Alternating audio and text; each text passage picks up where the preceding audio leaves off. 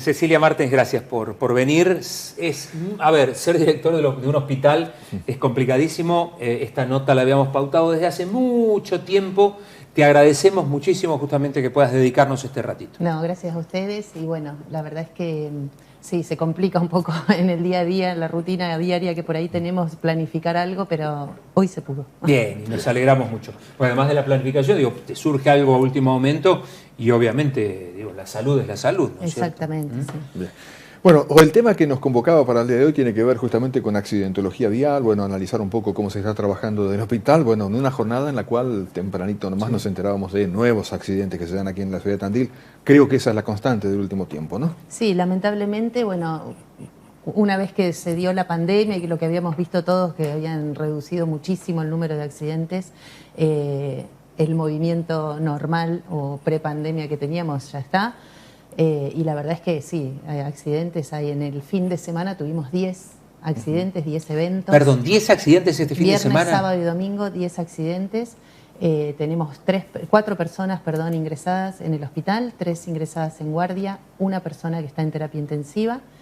Y bueno, en lo que va del año son 1.150 los accidentes que hubo en toda la ciudad. Nos quedamos callados escuchando y anotando esa cifra. 1.150 accidentes que ustedes tienen registrados, que obviamente algún tipo de participación ha tenido el hospital. Sí, esas son las atenciones que tenemos en el hospital. Obviamente que los accidentes, nosotros tenemos un sistema de estadísticas que los catalogan según la causa, el lugar donde fueron producidos y el efecto que se produjo, pero todas estas son atenciones en guardia, 1.150. Obviamente que la gran mayoría corresponde a accidentes que tienen que ver con vehículos a motor o vehículos a no motor, bicicletas en este caso, y otros tipos de accidentes como son caídas en vía pública, en el domicilio, accidentes con algún tóxico, electrocución, accidentes o lesiones por arma de fuego, por arma blanca, pero bueno, la gran mayoría siempre es el accidente de tránsito. En materia de accidentología vial, ahora que bueno, viene la primavera, que viene el verano, ¿podemos llegar a decir que se incrementa este tipo de accidentes, como que la gente anda con menos precauciones? ¿Cómo se observa esto al analizar estadísticas? En realidad siempre hay un aumento de la accidentología los fines de semana, que por ahí coincide con uso de sustancias o abuso de alcohol. Y la verdad es que siempre el fin de semana o la nocturnidad de por sí, sin el uso de estas sustancias, puede llevar a incrementar el número. La estacionalidad por ahí tiene que ver también los factores climáticos y sí, obviamente que el mayor movimiento de personas predispone a que haya accidentes, pero bueno, sí, el clima es un factor predisponente, hoy con lluvia, con el terreno resbaladizo, correcto, etcétera, obviamente que predispone a tener más accidentes, caídas. Sí, sí. Y van variando, me imagino, ¿no?, a lo largo del año, como bien vos decías, el tipo de accidentes. Recuerdo cuando hablábamos en algún momento dentro de la pandemia o en plena pandemia, cómo los accidentes dentro de casa, bueno, se habían multiplicado. Recuerdo que desde guardia estaban muy preocupados por el tema de, a ver cómo decirlo, la intoxicación, especialmente de chicos, por productos que ingerían en casa. Sí. No me acuerdo que hicieron una campaña porque en un momento fue muy complicado eso, ¿no? Y sí, la verdad es que sí. Bueno, yo eso por ahí no tengo tanto acceso porque chicos, corresponde al hospital de niños. Exactamente. Pero nosotros veíamos por ahí accidentología en el domicilio, que también se ve los fines de semana, el uso de amoladoras o de distintos elementos que la familia se pone a hacer arreglos en su casa y siempre eso también se ve. Más allá de los accidentes que puedan llegar a tener obreros durante la semana, el fin de semana por ahí accidentes domésticos con distintos instrumentos o elementos de albañilería o de lo que tenga que corresponder a electricidad o no sé qué se ponen a hacer en sus domicilios, y también eso en fin de semana se ve siempre un piquito o alguna consulta mayor. Yo por eso ese tipo de accidentes no voy a tener. Voy a tener otros probablemente, pero con eso no corres riesgos. No corro riesgos. Bueno, no, mejor. No.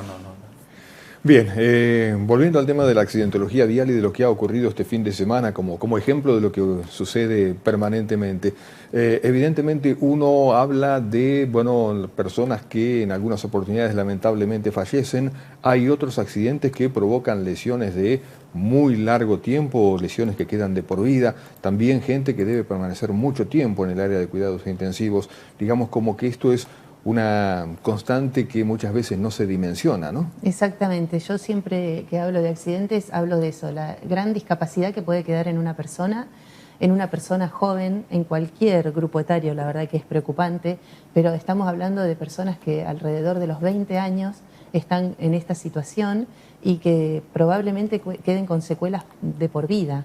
Esa es una persona que no se inserta laboralmente, que no puede proyectar su vida y que, bueno, en el inmediato o mediano plazo, luego del accidente, acarrea cantidad de días de internación con gastos que son enormes, tanto para la familia, para una obra social o para el Estado, si esta persona no cuenta con cobertura social, lo cual no es menor para analizar. Obviamente que primero está la persona, la salud y cómo queda esa salud después del evento. Pero la verdad es que hemos hecho algunos cálculos del costo que tiene una cama de terapia intensiva, un costo que es, o un cálculo, mejor dicho, que es un poco subestimado porque hay un montón de otras situaciones que deben tenerse en cuenta. Estas personas que están internadas en una unidad de cuidados intensivos, además de lo que implica contar con la medicación que les da la sedoanalgesia, el oxígeno diario, una cama de terapia intensiva alrededor de 89.000, 90.000 pesos por día, es el costo que tiene, sin tener en cuenta tal vez los estudios por imágenes que deben realizarse, ni las intervenciones quirúrgicas que deben realizarse. Y me imagino, no sé si se tendrá en cuenta en estos 90.000 pesos el horas hombre de quienes están incluidas ahí. Acá. Sí, en el aproximado que hicimos está incluido el sueldo, obviamente, del personal.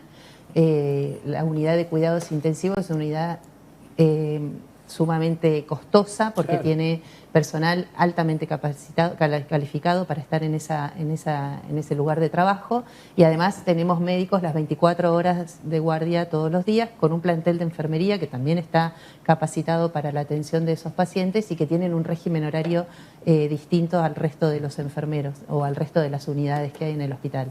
Entonces, bueno, obviamente tenemos un costo de personal, un costo básico de lo que significa la hotelería, por así decirlo, y después, bueno, la medicación básica, ya te digo, para sedoanalgesia, para suplementarle oxígeno en el caso de que sea necesario, que estos pacientes por lo general están intubados con asistencia respiratoria mecánica. Perdón, sedoanalgesia son las drogas necesarias para, digamos, que no esté consciente el paciente porque se hace imposible sino la intubación. La intubación, ¿no? Exactamente. Correcto. Y bueno, y después todo lo que ese paciente requiera, o sea, por lo general son politraumas, tienen fracturas múltiples, requieren de cirugías, intervenciones quirúrgicas, ya sea en la cavidad abdominal, en el tórax, colocación de tutores para alinear huesos, o sea, es un mundo enorme, es un paciente que tiene que tener unos cuidados específicos, de no lesionar más allá de lo que ya se lesionó en el accidente,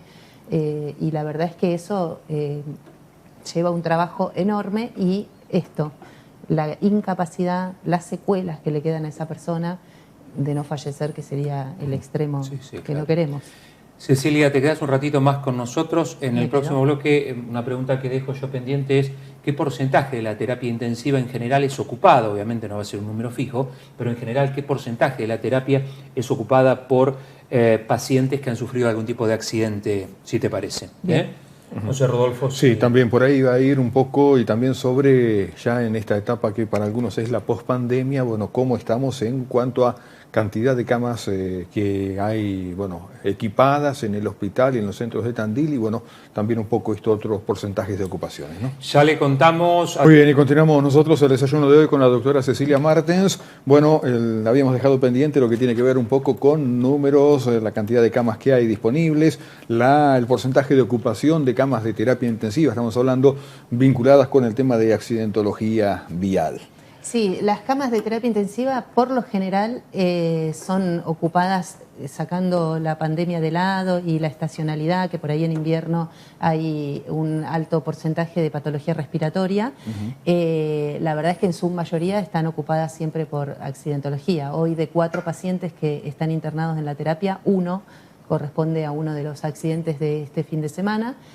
Y respecto de las camas del resto del hospital, la verdad es que ya estamos trabajando como la prepandemia, con la disposición de camas que teníamos y las salas, cada una destinada, o en principio intentamos destinar, porque eso es también muy variable de acuerdo a la cantidad de pacientes internados, pero bueno, se sectoriza el hospital, hay el sector de traumatología, de cirugía, de clínica médica. Ya no tenemos las áreas COVID o no COVID, sí una sala destinada, o que mayormente intentamos internar al paciente con COVID en ese lugar, pero bueno, el requerimiento es mucho menor, así que estamos trabajando como la prepandemia nuevamente. ¿Las complicaciones se han reducido también con el tema COVID o hay por ahí algunos pacientes que presentan complicaciones? Sí, mucho menor. La verdad que la vacuna, la curva normal de cualquier pandemia han hecho que la enfermedad pase a ser lo que decíamos en un principio, que iba a ser una gripe o una enfermedad estacional o contagiosa, o obviamente con complicaciones en aquellas personas que tengan factores de riesgo, pero bueno, pasó a ser eso que pensábamos, es un coronavirus de los cuales estábamos habituados a tener en el invierno con mayor contagiosidad. Y bueno, después de la curva y de todo lo que vino pasando, creo que la vacuna ha sido fundamental para evitar que nosotros tengamos que estar recibiendo cantidad de pacientes complicados y con riesgo alto de fallecer por la enfermedad. Sí. Bien. Volvería un poquito al tema de accidentología y al trabajo que se realiza desde el hospital, y algo que muchas veces no se tiene en cuenta, y que es que el Hospital Municipal Ramón Santamarina es el único lugar de la ciudad de Tandil donde tiene una guardia activa a las 24 horas, digamos que donde una persona accidentada tenga o no tenga obra social, va a parar en la emergencia. Exactamente, sí, la guardia, en realidad la característica que tiene la guardia del Hospital Ramón Santamarina es que tiene un cirujano y un traumatólogo de guardia activa 24 horas, a diferencia del resto de los efectores de la ciudad. La guardia se divide en una atención hacia lo que es la patología clínica, a una atención a la patología quirúrgica y traumatológica. Cuando ingresa un paciente politraumatizado, el conjunto de profesionales de la guardia se aboca a la atención del politrauma. Por lo general, este paciente ingresa al shock room, que es el lugar de la guardia donde se atiende el paciente más grave, donde se tiene la posibilidad hasta de hacer una intervención quirúrgica mínima en ese lugar, ¿sí? Se pueden hacer los estudios complementarios dentro de ese lugar, contamos con un equipo de radiología. Obviamente que si se necesita hacer algún estudio de laboratorio, se dirige la gente de laboratorio ahí. Eso es otra cosa que nos distingue del resto de los efectores. Tenemos laboratorio las 24 horas, imágenes las 24 horas, técnicos radiólogos y médicos que no están de guardia activa dentro del hospital, pero sí al llamado por cualquier duda diagnóstica que nos dé alguna imagen que se haga en ese momento. La verdad que atendemos todo lo que es accidentología de la ciudad, las rutas y todos los alrededores de la ciudad. Así que sí, el trabajo es enorme. Y a esto se suma el trabajo de las ambulancias que permanentemente están disponibles. Exacto, sí. Tenemos 3 ambulancias durante el día disponibles y 2 que quedan por la noche. Correcto. Estamos hablando con la doctora Cecilia Martens, es la directora del Hospital Ramón Santamarina. Hablábamos de números de accidentes, y entre el viernes y el domingo, viernes, sábado y domingo, 10 accidentes, 3 personas ingresadas a la guardia. Una persona quedó internada en terapia intensiva. De una cosa que decía Cecilia al principio, que no nos cansamos de decir, digamos, cuántas personas que sufren accidentes luego quedan, obviamente, ¿no? Lo peor es el fallecimiento, la muerte, pero cuántas personas quedan incapacitadas o discapacitadas, ¿no? En determinadas cuestiones. Esto ustedes lo ven día a día, lamentablemente. Permanentemente, porque además quedan en contacto con el hospital, claro. Después siguen haciendo kinesiología, rehabilitación, son meses, años. En el mejor de los casos pueden reinsertarse en la sociedad laboralmente, ¿sí? afectivamente, pero la verdad es que a mí es lo que más me conmueve ver gente joven, muy joven. Dijiste, en el mejor de los casos pueden incorporarse, reincorporarse. Exacto. ¿Y las familias? Y las familias también modifican todo su vida. Vemos que hacen modificaciones en su domicilio, después quedan chicos con internación domiciliaria, con rehabilitación tal vez en el domicilio.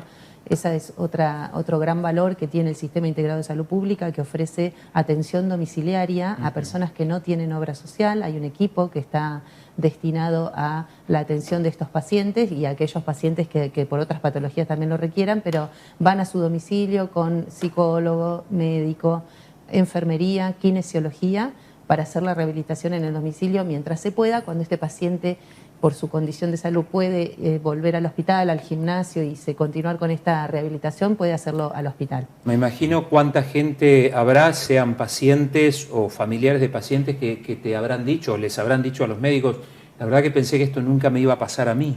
Sí, exactamente. Tenemos eso y tenemos el reincidente, lamentablemente, A ver. que cuando vemos en su historial clínico ya tiene varios ingresos por accidentes en moto, y la verdad que eso también genera un poco nos hace un poco de ruido, desde ya que es un medio de transporte tal vez económico, tal vez es la única opción que tenga esa persona para movilizarse, y obviamente que no todos los accidentes son por uso de sustancias. O sea, uno no debe catalogar a la persona en eso porque están movilizándose, y hoy, por ejemplo, hablábamos de las condiciones climáticas que pueden favorecer estas situaciones, pero sí tenemos varios pacientes que han ingresado una y otra vez por traumatismos. Qué bárbaro. Seguramente también quedan, después de este tipo de accidentes, de lesiones que sufre la gente, bueno, un cargo de conciencia, por así decirlo, un por qué no hice tal cosa o por qué permití tal otra cosa, ¿no? Sí, en la familia, sí, en la obvio, persona. Sí, y se ven situaciones que la verdad que son muy angustiantes. En cualquiera de las dos, cuando son accidentes que involucran dos personas o más, la verdad es que nadie, no ha pasado que alguien esté normal o siga con su vida normal. Es algo que uno no busca. Sí, sí. Exacto. ¿Hay algún tipo de estadística de personas que ingresan después de un accidente donde se le encuentre alcohol o sustancias en la sangre? Sí, o sea, si se necesita hacer, porque desde lo médico nosotros vemos que hay alguna conducta que no nos permite a nosotros trabajar con este paciente. En el caso de que el paciente venga con un politraumatismo grave, debemos darle analgésicos o debemos intubarlo directamente en guardia, porque su sistema respiratorio o su sistema neurológico no le permite respirar por sus propios medios. Entonces por ahí necesitamos utilizar sedación y drogas que vemos que por ahí no llegamos a la respuesta adecuada con un uso habitual, y ahí algo está pasando. La verdad es que sí, exactamente, nos alerta. Entonces desde lo médico nosotros hacemos diferentes determinaciones de sustancias que arrojan estos resultados de que hubo consumo o no. Muchas veces verbalmente nos dicen, lo más fácil de detectar por ahí es el consumo de alcohol, porque el aliento de la persona ya nos habla de que ha consumido alcohol. Incluso por ahí si presenta vómitos o algunas situaciones de su estado neurológico, de respuesta, de su alerta, nos llevan a sacar esa deducción, pero de rutina tal vez no se haga, pero sí cuando nosotros encontramos alguna imposibilidad de atenderlo. ¿Y encuentran mucho, digamos? Sí, hay bastante, sí, bastante. Un porcentaje importante. Sí. Esta situación, este fenómeno que se está viendo aquí en la ciudad de Tandil, de este aumento, la preocupación por la accidentología vial, ¿es únicamente de Tandil? ¿Qué se ve o qué se habla cuando mantienen reuniones con otros, autoridades hospitalarias de la zona? No es únicamente en Tandil. La verdad es que en la zona también hay mucha accidentología. Tal vez por ahí las grandes ciudades son las que más... en Olavarría, por ejemplo, yo he tenido contacto con el jefe de guardia en Olavarría y sí, la accidentología ya es enorme. Creo que tiene que ver con las rutas, con las empresas por ahí, y empresas grandes que intervienen en el tránsito por ahí, con rutas más que nada. Es lo que hablábamos tal vez con él, que es con el que más llegada hemos tenido últimamente. Pero sí, tiene que ver con las grandes ciudades y estos movimientos de personas continuos. La última de mi parte, ¿qué diferencia encuentran ustedes en una persona, un motociclista accidentado que llevaba casco y el que no llevaba casco a la hora de la atención, ¿no? O a la hora de encontrarse con el paciente? La verdad que, bueno, el impacto brusco de una persona sin protección, sin la protección adecuada, determina que viva o no en principio. El uso de casco es el que salva la vida. Un accidente obviamente de un gran impacto y que golpee en el cuerpo de esta persona en otros órganos vitales, como pueden ser la cavidad abdominal, la cavidad torácica, es importante y puede llevarlo también a la muerte instantánea. Claro. Pero el casco le protege el cerebro y el cerebro es el que nos gobierna. Sí, claro. Entonces, la verdad es que siempre vamos a recomendar su uso. Es un accidente y otro con el uso o no de casco, sí, son cosas diferentes. La verdad que en la moto lo que yo escuchaba desde chica es que el paragolpe es uno, sí, y es así. Y bueno, tiene que ver mucho con el impacto, contra qué choque, contra qué golpee, la intensidad de la misma, la velocidad que traían los dos que se intervienen en el accidente o el único que interviene en el accidente contra lo que impacte. Pero hace la diferencia, usar el casco te salva la vida, no usarlo la compromete, pero muchísimo. Creo yo que este último concepto es para tenerlo muy en cuenta y creo que es el redondeo final de la nota, ¿no? Cecilia, muchas gracias por molestarte hasta aquí. No, gracias a ustedes y muy bueno, amable. a disposición.